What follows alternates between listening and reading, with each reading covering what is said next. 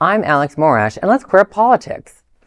Israel LGBTQ report warns of rising hate crimes and organized attacks through Grindr. A new report from the Association for LGBTQ Equality in Israel is raising alarm over what is described as a sharp increase in anti-LGBTQ violence, harassment, and organized attacks across the country in 2025.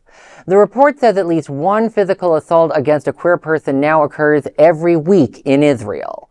Physical attacks made up half of all reported public space incidences this year, up from 32% in the previous report. Reports of extortion and threats also jumped from 3% last year to over 13% this year. In a nationwide survey included for the first time, over 90% of respondents said they experienced LGBTQ phobia over the past year, but only 7% reported it. The association documented over 300 incidences of LGBTQ-phobic harm this year, along with more than 2,600 anti-LGBTQ comments and over 1,300 abusive social media posts. One of the report's most troubling findings involves alleged organized attacks targeting gay men through dating apps, mainly Grindr. The association says it has documented more than 20 cases since 2024 in which fake profiles were allegedly used to lure victims into violent ambushes. The report also found transgender people account for about 55% of anti-LGBTQ harms, despite representing a small portion of Israel's LGBTQ community.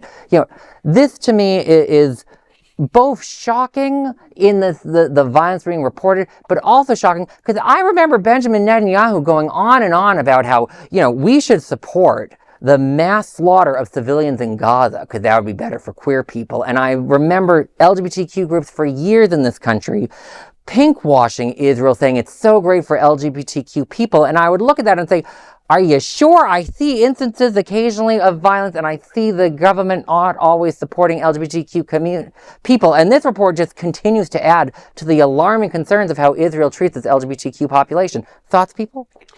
Well, according to the Times of Israel, which is itself a credible source from Israel, this is driven by two factors, two groups, distinct groups. The ultra-Orthodox, who one of their members famously, murdered a 16-year-old girl at Jerusalem Pride in 2015. After he got out of prison for assaulting another gay person. And then there's today's government. What Netanyahu claims now is no longer matching reality. Maybe back then it did. Maybe 20 years ago it did. But now his government is populated with ministers from religious Zionist parties who called himself a quote unquote proud homophobe and envisions Israel as a theocracy. So this line of excusing themselves, we are not, we're good for the gays versus Gaza, they throw queer people like you off the roof. It's a false dichotomy. The laws might be different, but in practice, they're the same. I'm just going to say, unfortunately, we've seen a history of countries such as Israel being maybe, having less violence and then migrating toward violence. I think once we get through this administration, please God, that our country and our leadership will really put pressure on the other countries that are letting things like this slip with human rights worldwide.